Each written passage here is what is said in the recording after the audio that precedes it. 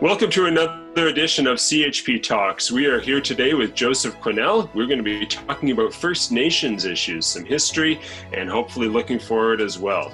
So Rod, do you want to do the introduction of Joseph for today? Sure. Joseph Quesnel, who I had the pleasure of meeting a few years ago, is a research associate at the Frontier Center for Public Policy. He received a BA honors in political science and history from McGill University and completed a Master of Journalism degree at Carleton University. Mr. Quesnel has over 15 years of experience in print journalism, including over 3 years as lead staff writer at the Drum First Perspective, a national Aboriginal publication. He's of Metis background, and he is originally from Northern Ontario, but currently lives in Nova Scotia.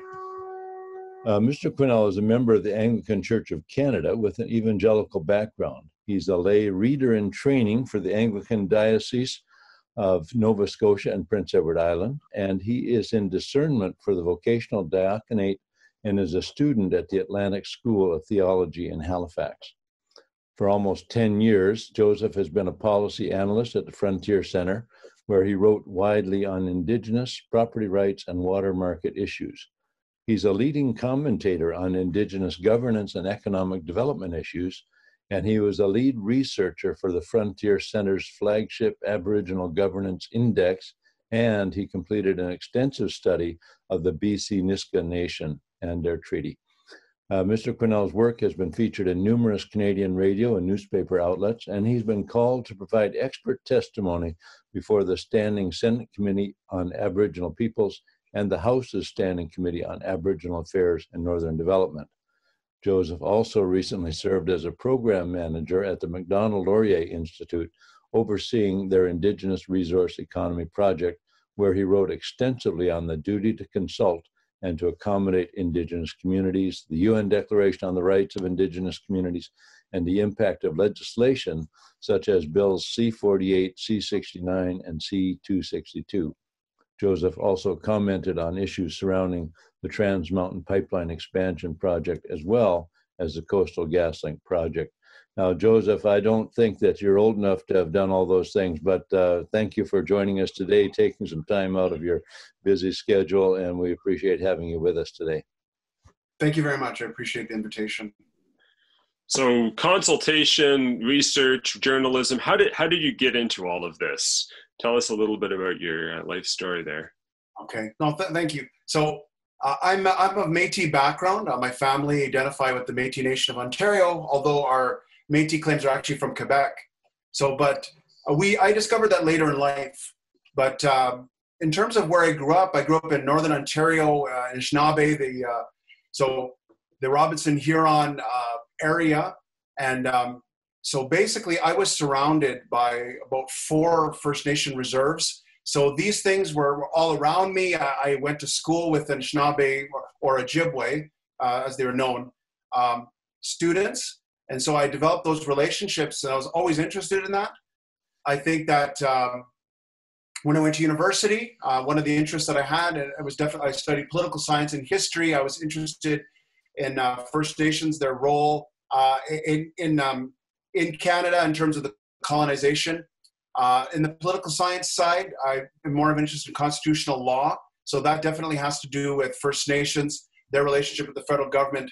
So when I originally studied at McGill, I had intended to actually go into law, or I thought about even becoming an historian, but not even in, a kind of colonial Canada, colonial US. But I took a different trajectory, and I went into journalism instead.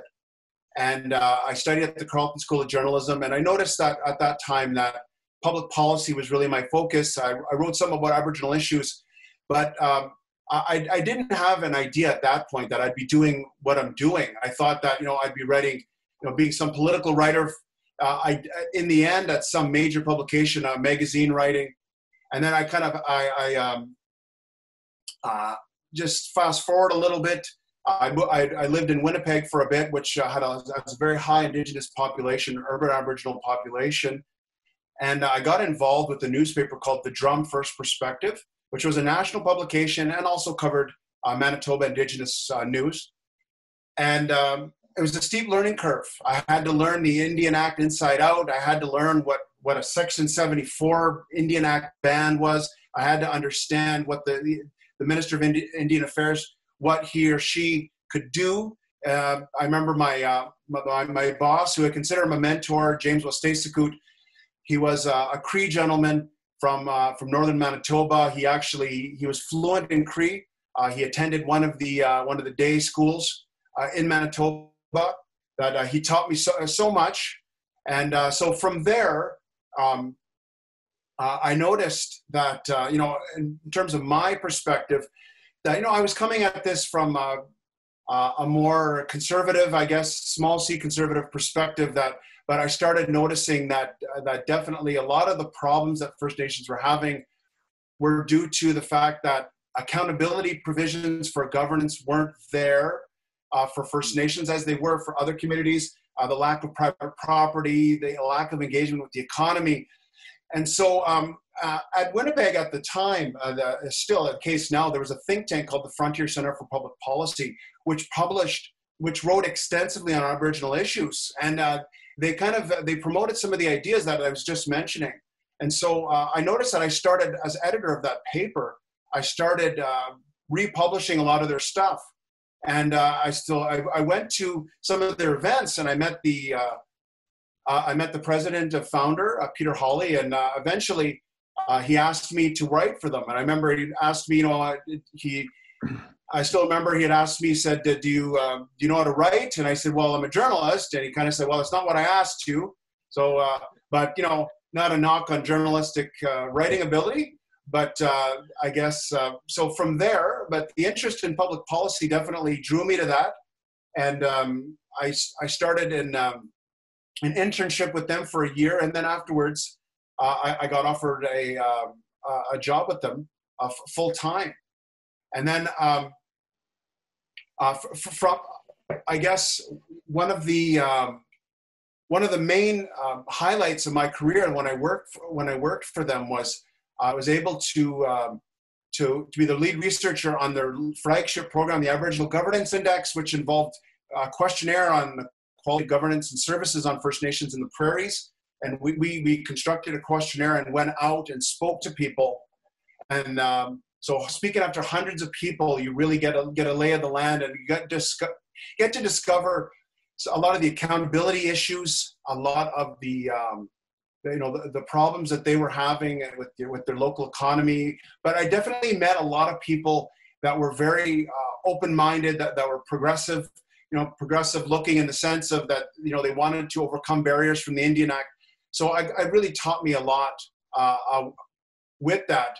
And then from there, I've written for them for about 10 years now, and I've worked for the Fraser Institute as well, the Atlantic Institute for Market Studies on similar issues, and Macdonald Laurier in Ottawa for a year, and then I returned to the Frontier Centre, and and then a lot of the issues definitely came to the fore. Right before COVID, a lot of people forget that we were during the blockades that were happening with the Wet'suwet'en First Nation all over Canada. So I think now that COVID, as we're in some places, leaving that a little bit, talking about recovery, that I think that these issues, Indigenous issues, might come to the fore again. Wow. Well, Joseph, I was going to ask you for our listeners, maybe give an overview of how we got as a nation and as 634 First Nations and as the nation of Canada, how we came to where we are today. We have the British North America Act, the Charter of Rights and Freedoms, the Indian Act, and numerous treaties of various sorts across the country. So can you give us a brief overview? I know it deserves more than that, but for our limited time, if you could just give us a splash preview or overview of that. Okay. It's a lot to take in, and I get that, and there's a lot of terminology but I'll try to avoid that and kind of bring it down to that people understand, things like, why don't First Nation people pay taxes? Why don't First Nation people, why do they have reserves? Why do they get certain extra healthcare benefits? Why do we need to consult with First Nations before we go on projects? Why are they in the Constitution? Things like that. So to start with, I'll give you kind of the lay of the land, I guess, starting back, that we have, First Nations Originally, when the colonizing powers came here, they were allies and military allies. And then as the government, the crown, or the British crown at the time, back in the 18th century and beyond, that they ceased to be military allies, as what became Canada became to be known, and our current borders. The crown had to figure out how are we going to deal with these First Nations people. At the time, they were numerically, there were more of them than settlers at the time. So looking back at the Royal Proclamation, 1763, you see that the crown is recognizing that settlers were starting to basically encroach onto Indigenous peoples' lands. They were offering them prices that were way beyond what they were at. So there's kind of unscrupulous activity going on. And the federal government decided, the British Crown decided that they're going to say that in terms of First Nation land, land could only be, we call it alienated or sold or surrendered to the federal government, and that private sales would be prohibited. So you start to see that, right? That relationship, like a lot of First Nation people call the Royal Proclamation the Magna Carta, the Indian Magna Carta, because it kind of defined the relationship and it defined the treaty relationship. So you start seeing, as Canada starting to develop right before Confederation, Atlantic Canada, treaties for peace and friendship that didn't involve giving up land, but it involved respecting fishing, particularly Atlantic Canada, fishing and hunting rights. And then as you get into Ontario, like where I'm from, Northern Ontario, and also Southern Ontario, you start to see, like the Robinson Huron, the Robinson Superior treaties, you start to see they're adding in land, because you start to see that this is in 1850. This is right prior to Confederation. They're starting to develop the land economically. They're starting to notice that, especially in Northern Ontario, mining resources, timber, things like that, forestry, that the government really was looking at, saying like, and also at this point, you start to see that numerically First Nations, they're declining. They're not as much a political thing, that the federal government has to figure out, the Crown at the time, how are they going to deal with this? So they start signing treaties where they provide, fishing and hunting rights in perpetuity to the descendants, and also an annual payment that they would give in exchange for surrendering land. So for the vast bulk of Canada, though, you have the numbered treaties going from, so there are 11 treaties. I think the last one signed in 1921. So like 1880, going through after Confederation, you start to see the government realizing that it needs to settle the West. And so it wonders, how is it going to do this? So this is where a lot of the controversy comes around, actually, with, and this is very topical, with, pulling down the statue of Sir John A. Macdonald, that his role in, kind of using rations as weapons on First Nations, that you start to see that. And just a little digression, and a lot of extent, like Sir John A., for his time, was very progressive in terms of looking at started talking about granting, First Nations a greater role in their voting and in their history. So the number of treaties, so basically surrendering a larger tracts of land in exchange for what we call reserves, so land reserved, set aside for First Nations, that they could only sell or surrender back to the federal government. So private sales were prohibited, okay? So that's why you have this collective thing. That's where it comes from. So First Nations getting these rights in perpetuity. That's why, you see First Nations hunting out of season. That's caused a lot of consternation where I grew up growing up. But in exchange for that, First Nations received,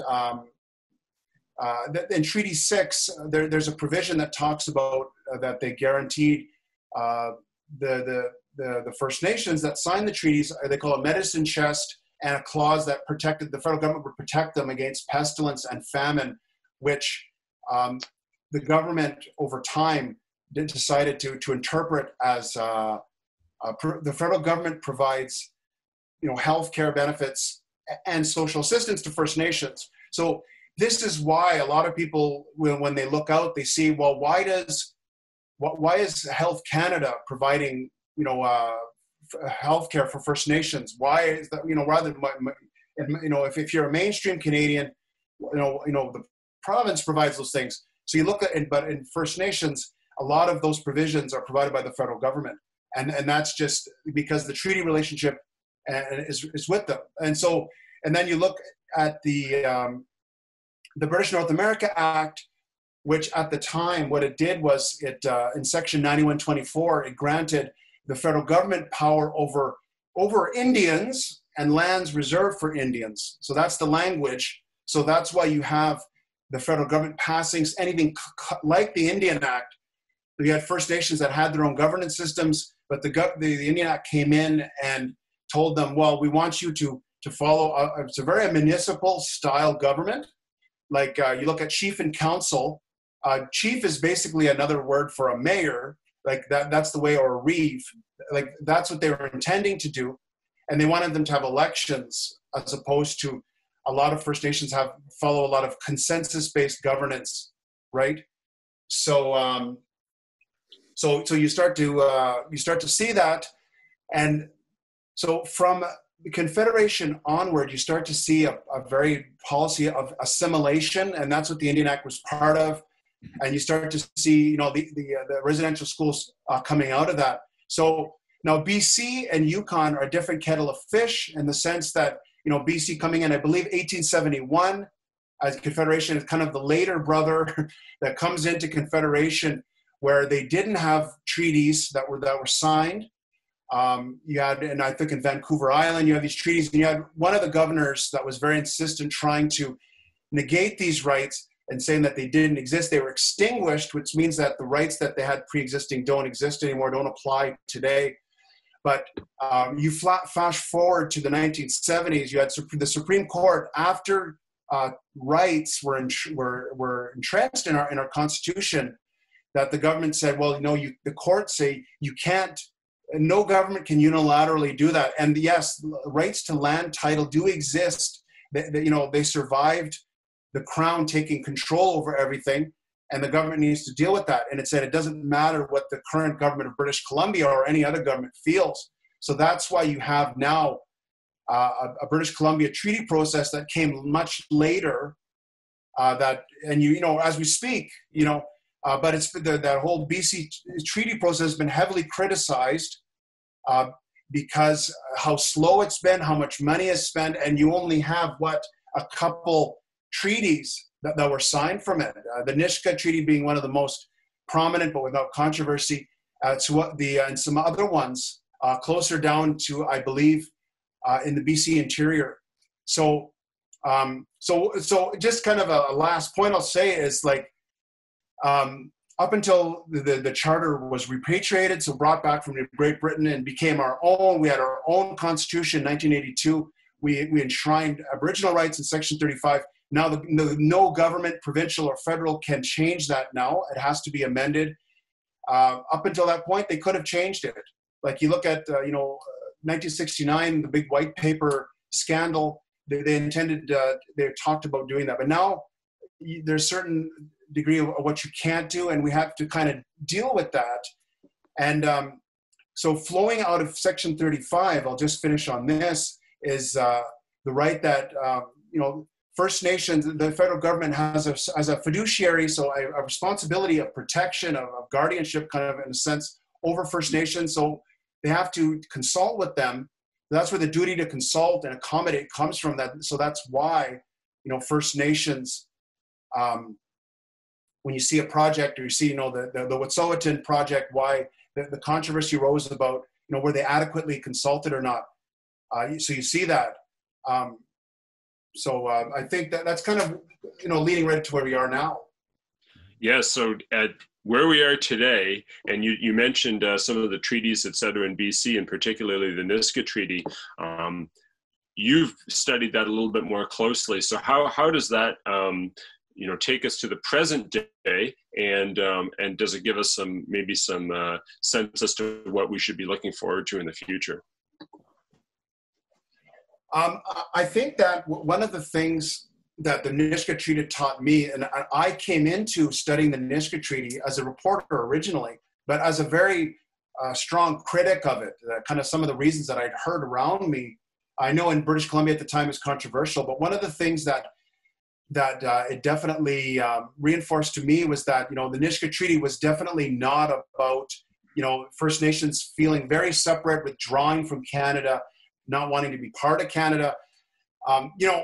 First Nations view the treaties as like the contracts, right? And it's, for First Nations, the biggest thing for them is relationship. And because that's always been their understanding of how they enter into other people.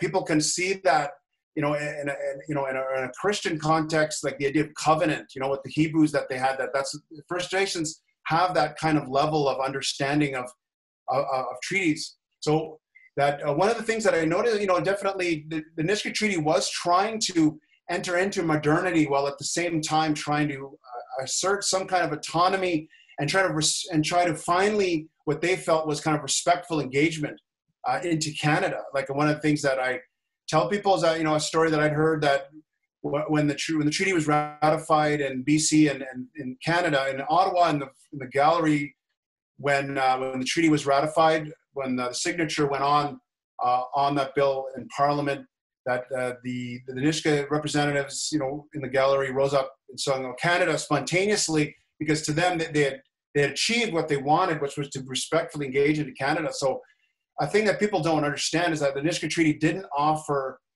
like third order of government. That term was misused in a sense. Like there's a lot of jurisdictions that the Nisga'a share with the BC government and the federal government. Like the Nisga Treaty doesn't involve any type of federal power, like foreign affairs or anything like that. It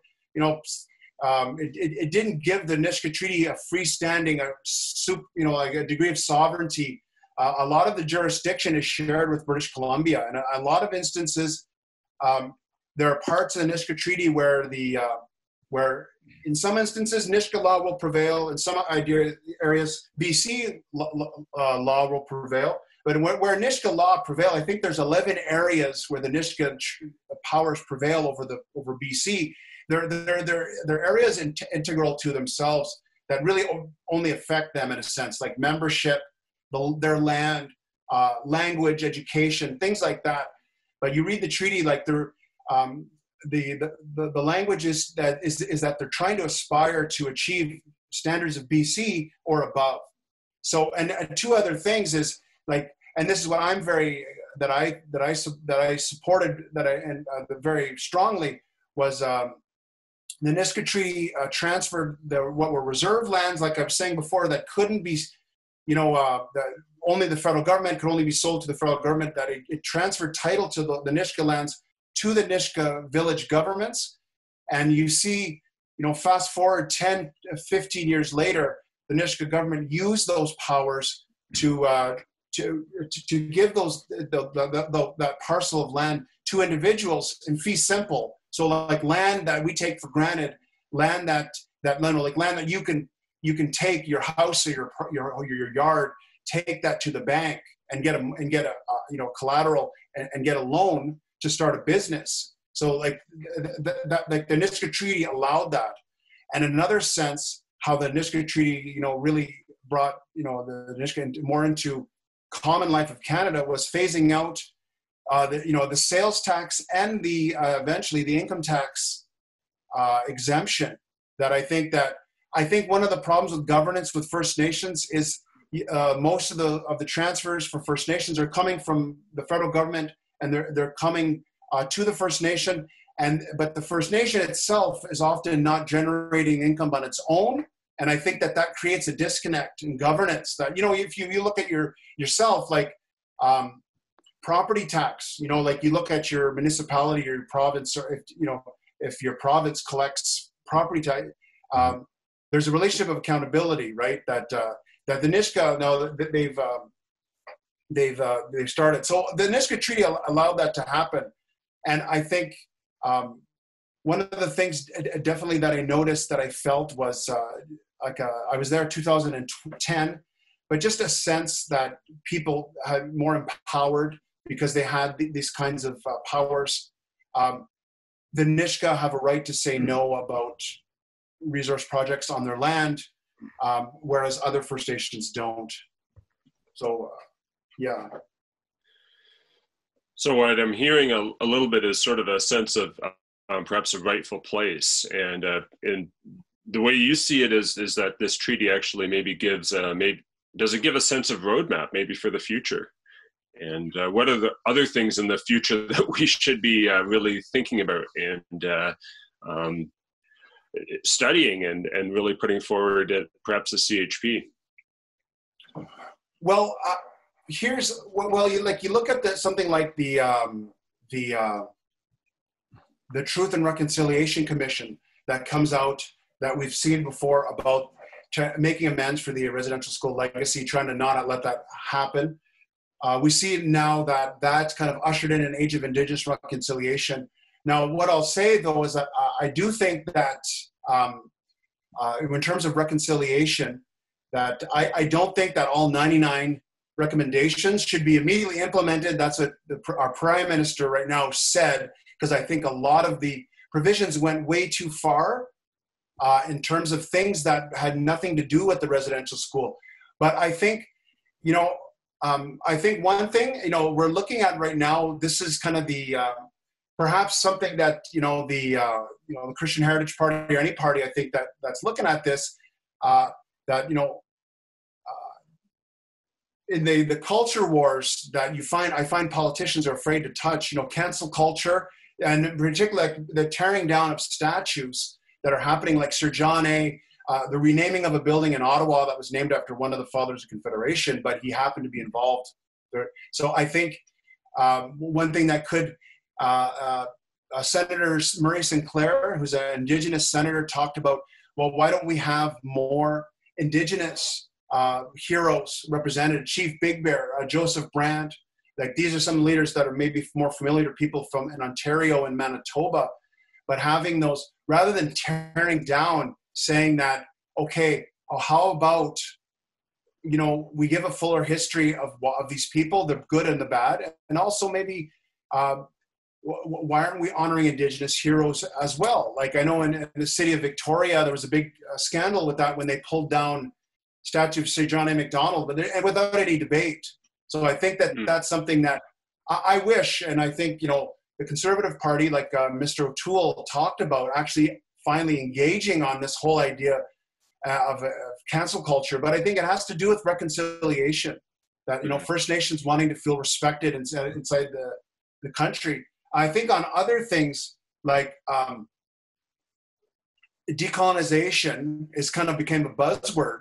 But one of the things that I always tell, like with political parties, so rather than just symbolic stuff, like how about practical things like that? I think there's the strongest remnant of the colonial age is the Indian Act, like itself.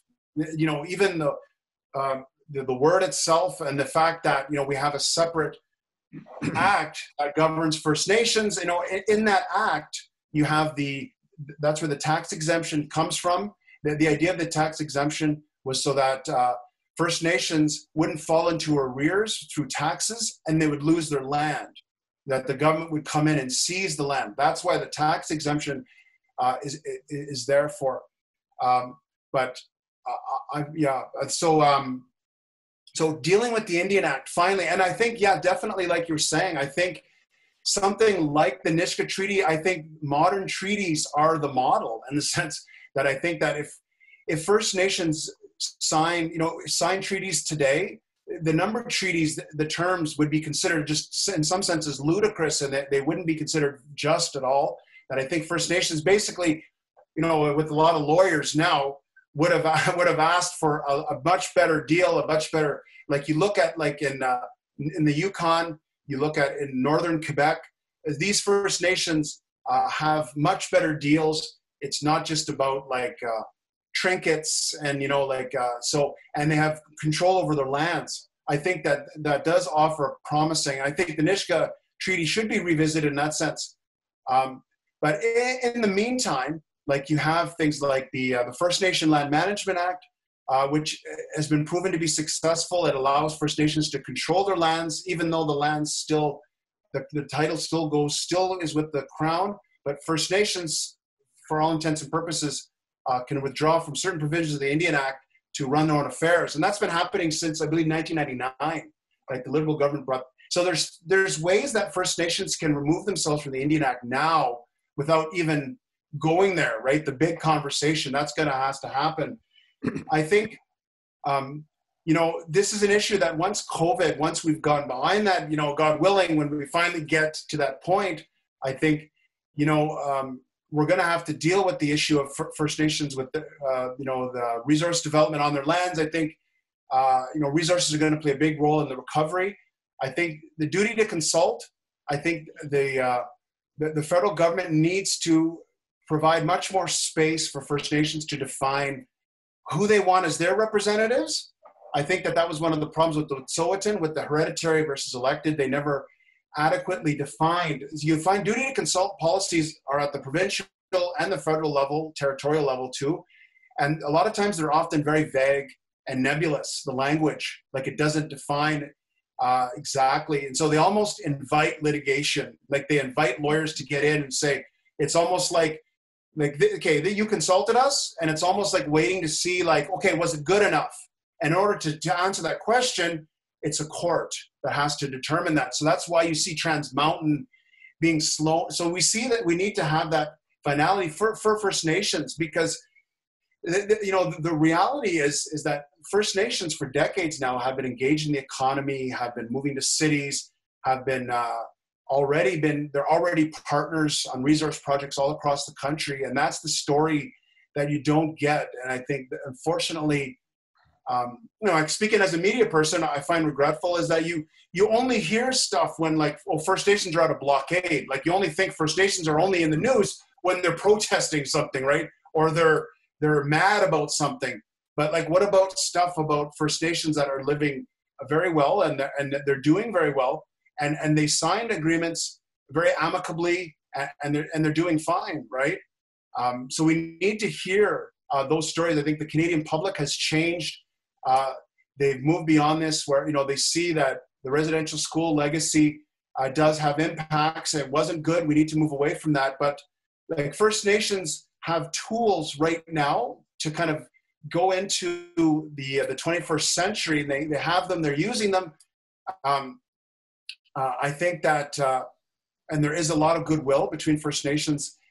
Things have changed. You have First Nations now that a lot of urban reserves that, it's like First Nations back in the 19th century, people didn't see Indians very much. Now we're all together. So I think that, there's no contradiction between respecting constitutional rights for First Nations and try to aspire to equality of service, equality of status in that sense. But we just got to realize that First Nations really, for them, it's about relationship and the preserving what they have from before, and recognizing that they're not just another stakeholder that needs to be talked to. They are right holders. They're rights holders, and and that's not going to change. And so we need to figure that out. Well, thank you so much. That is a wonderful history and sense of, and gives us a sense of hope, I think, looking forward as well. We could go on, I'm sure, for an hour and not plumb the depths of everything that could be talked about, but thank you for opening up the issue for us, for our listeners, Joseph. And Rod, did you have anything that you wanted to add in closing here? Well, I just mentioned Joseph has visited our area in northern British Columbia. Actually, in this area, I've been up in the Tahltan country, and I live in the Wet'suwet'en area. Worked in Whitsett. Morristown was called Morristown. Now it's called Whitsett for 9 years in a joint venture with the Wet'suwet'en Nation, and so certainly been exposed to this, but it's good to have your perspective, Joseph, on this. The reason I have the British Columbia flag showing on the map right now is the Christian Heritage Party of British Columbia is in a provincial election right now. So I will be, after this interview, we'll be going out and talking to people about some of the issues affecting British Columbians, including First Nations in our province. So Joseph, thank you very much for joining us. Appreciate it, and look forward to our next opportunity to talk about these things. Really appreciate it. Thank you. Appreciate the invitation again, and anytime. I'd be willing to do it again. Thanks a lot. Super. And thank you all for listening, and I hope you learned a lot on this edition of CHP Talks. We hope to see you again next week. God bless. Thanks a lot.